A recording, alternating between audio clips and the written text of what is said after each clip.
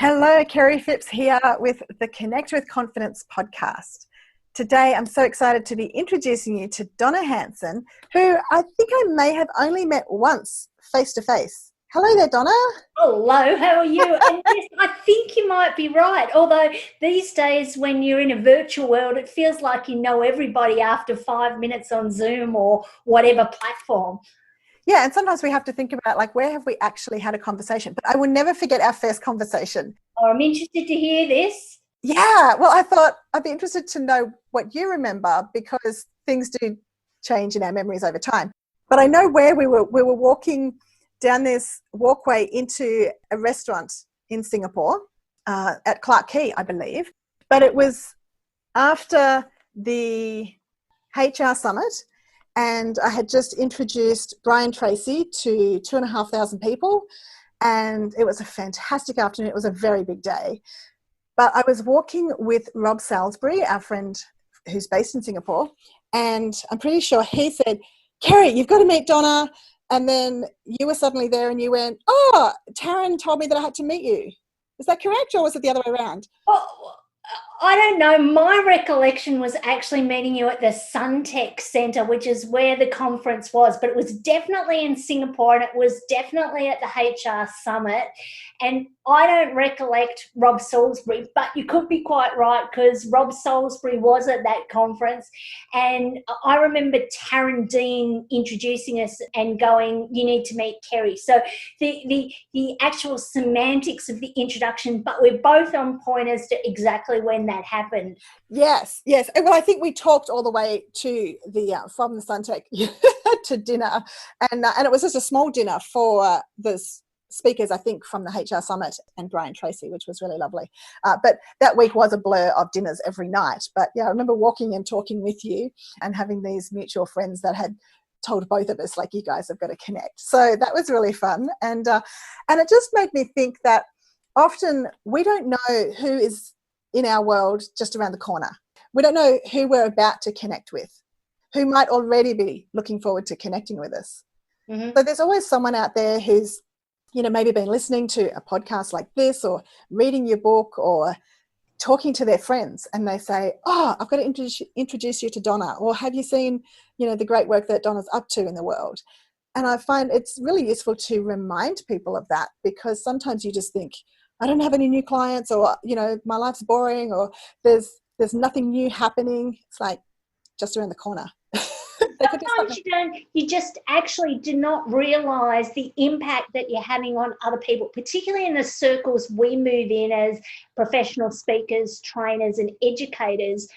And I know I have a heavy social media presence, and I'm very much that education, sharing, serving, getting my audience to think.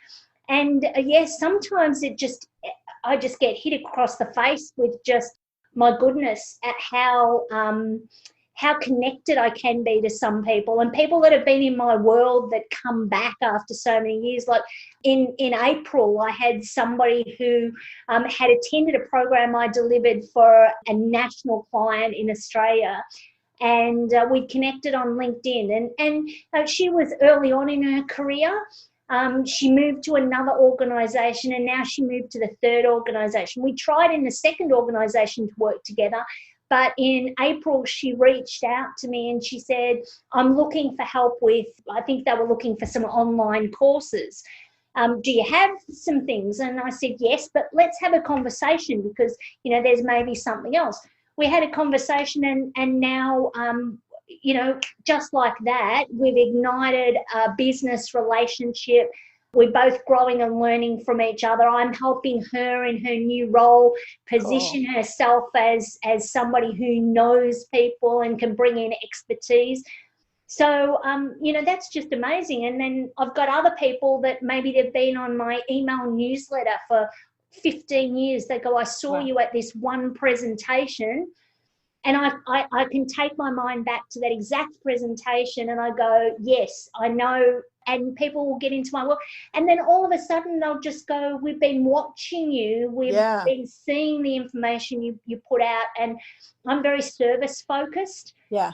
I want to share, I want to help people because that's innately who I am. Yeah. And I think when you do that, when the timing's right, the people come. Yeah. That's a really powerful reminder, Donna. And I love that you've shared that. Connecting with an attitude of service. How can I serve? Who can I connect people with? Like, it's just the joy of doing life together.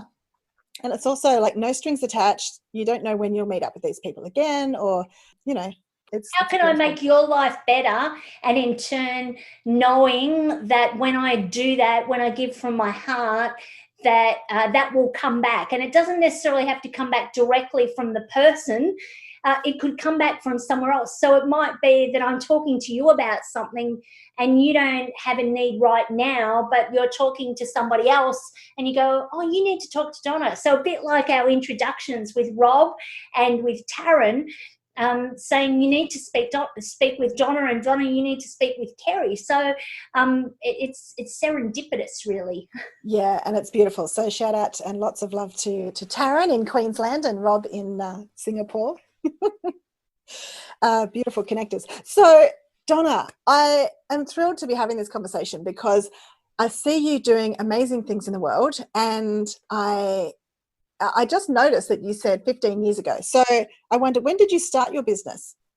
I started my business 24 years ago. I had to think for a minute. Would you like to know the story, Kerry? I would indeed. So, I don't tell a lot of people, but, I'll share this with you. And thanks. And just my friends that are listening. Vast audience of listeners. So I was working as a personal assistant to a managing director of a national company. And I got asked to join a computer hardware company as their training manager. Okay. And I was 7 months pregnant. Okay. And of course, what do you do? 7 months pregnant. I go, yeah, why not? I can do anything. Yeah. So I can carry this baby. Of course, I can, I can change jobs as well. So I went to this new job, 7 months pregnant, set up a training division. So this company sold computer hardware and software, and I established the training division, set up a joint venture with the Master Builders Association of Victoria, where we put computers in their buildings to do programs just for members.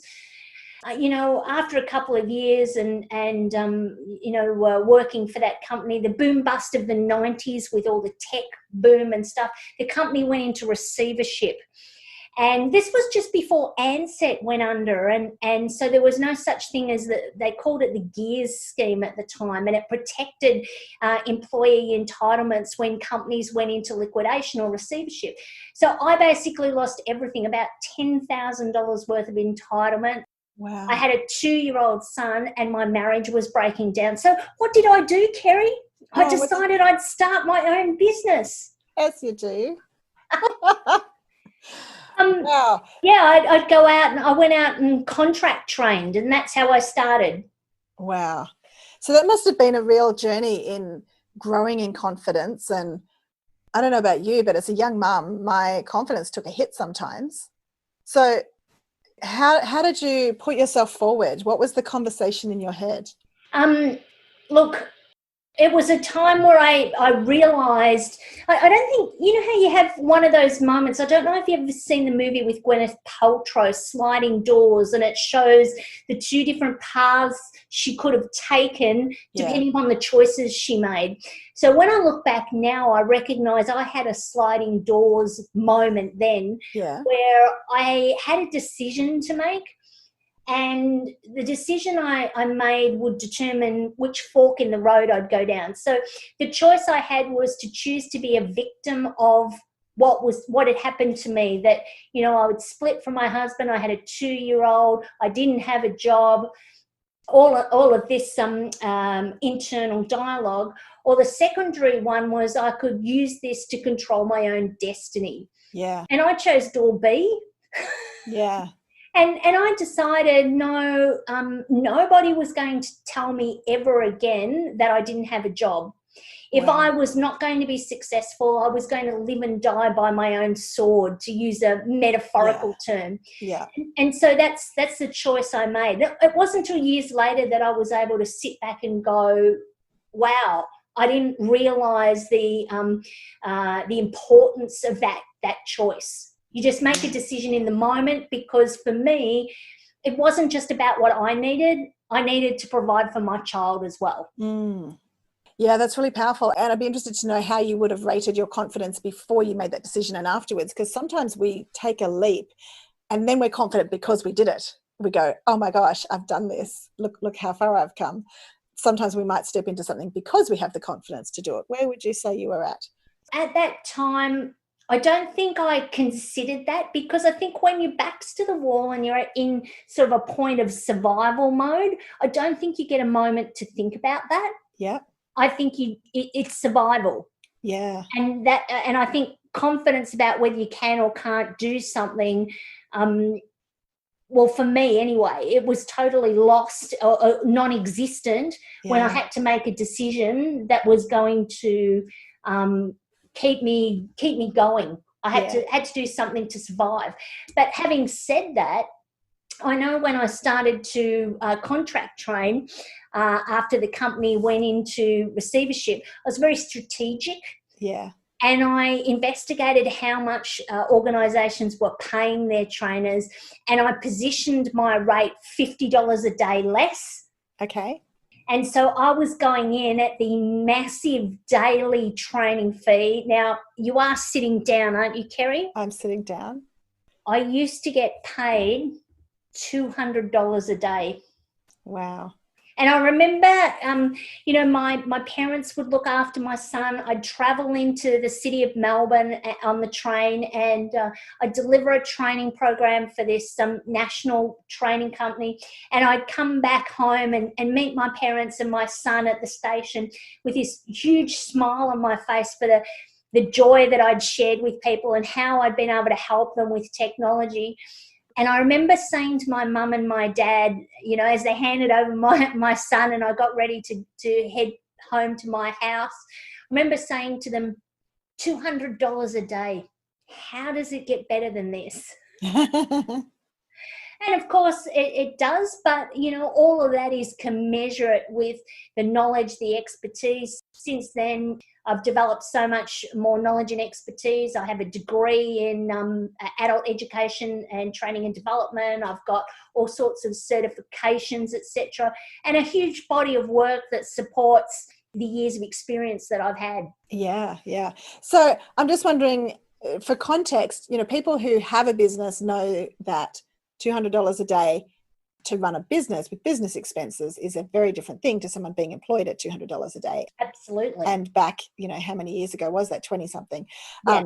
So sometimes we get a bit lost in the numbers because it means different things to different people in different countries. Think of it like $20 an hour. Yeah. And we're talking Aussie dollars, not American. Yeah. Yeah. So when would you say have been your least confident and most confident seasons or times in your life? Okay, it depends on whether you're talking about as an adult or as a child. Because as an adult, I think my most vulnerable time was that very first day where, the excitement of getting, an engagement to be able to go in and do some training and get that $200 a day, like that was massive. But when the day actually comes, you're almost wetting your pants. You're going, oh my God, am I going to be able to do this? And how am I going to go? And, I've done all this preparation. And so, you do get the confidence crisis. Yeah. And that's when I don't necessarily like the term fake it till you make it, but I know that probably about 10 years ago, a colleague of mine, I'm part of the Professional Speakers Association. I know you're part of the Asian Professional Speakers Association. I was talking to a colleague of mine about the fact that he gained his CSP accreditation, Certified Speaking Professional. And I said to him, look, I really want that. I want to work hard for it. Well, these are the things that I need to do. And he said to me, Donna, he said, you already are a CSP. You just need to do the paperwork. Yeah. So I believe a lot of the time when we question our capability in doing something, that's just a grounding piece that reminds us, don't get too big for your boots, which I think is, an Australianism, isn't it? The tall poppy sort of syndrome. And I've talked to people in America about that, and they say, oh, you need to get over it. And you go, it's innate, like a culture. You can't, it's just something that I think humility and being humble are all of those sorts of things that are Aussie traits, typical Aussie traits. Of course, there's always exceptions to the rule. But you get what I mean? Yeah, and because we don't see the contribution that we make. We don't see the impact necessarily that we're having. And, we judge ourselves more harshly than others generally do. We just make the contribution because that's who we are. Yeah. We don't question, is this a strategic thing that I should be doing? Will it take me towards achieving my key performance indicators or generating millions of dollars for my business? We do it from a place of service, and we recognize that if we do it properly and we're relatively strategic, the money should follow. And I mean, there's a difference between just doing stuff and, not commercializing it, which is challenging to do if you're not business savvy or not used to running your own business. It's easy to just do stuff for nothing. And then, you end up with more month than money. Isn't that what they say? Yeah. But it's refreshing to hear you speak like that, Donna, because, I've just felt that I just want to serve the world. And yes, I can charge for my time. However, it's not part of a strategic plan. I don't have KPIs. I just look for people that I can serve, and then how do we work together? Do we collaborate? Do I coach? Do I do training? How can I be of service? And it just kind of works out. Absolutely. Well, and I know my exposure over the years to different sales and marketing mentors. I'm very careful in who I choose to take advice from. Yes. Because there's plenty of people out there who want to give you advice, and a lot of them are not very good. But I remember one of my mentors, Alan Weiss, WEISS, known as the $1 Million Consultant. He said there's nothing wrong with saying this is how much I charge, this is how much I want, this is how much I deserve. It's in return for my contribution to the success of whatever it is you're doing. It's a fair and equitable return on my contribution. And when you come from that place of service, and he says you should talk to as many people as you can, because if people don't know what you do, how can they buy from you, and how can you serve them? And his favorite one that I tell myself every now and then when I get a bit stuck and I don't want to reach out to people just to see what's happening, he says, if you don't blow your own horn, there is no music. That's great. I love it. That's great. And as you were saying that, I thought also they don't know how to refer you or who to refer you to. Absolutely. And I think, sometimes when we connect with people, we share what we're doing, not with an expectation to grab them as a client. I think sometimes you feel that at a networking function, don't you? That somebody's telling you about their business and they're trying to grab you, and you're like, I don't need to buy your stuff right now. But if they approach you with no strings attached and just share with joy what they're doing, if you don't feel like you're their next client, you might go, you know what? I love hearing what you're doing because I think I know somebody who would love to work with you. Or another approach I find can be sometimes if you're just not sure that there's a values alignment with people, I'll often go in and I'll be coming from the place of, why should we not work together? Why am I not the best fit? Because I'd rather disqualify somebody as a potential client before I actually start working with them than after I start working with them and they cause me trouble. So I call this the Zappos principle. Okay. So have you heard of a company called Zappos in the US at all? Yeah, the shoes. Yes. Well, actually they sell more than shoes, interestingly enough, Kerry. Yes. And if you're ever over in the States, can I recommend their tour? So they have a tour of their headquarters, and it is awesome. Wow.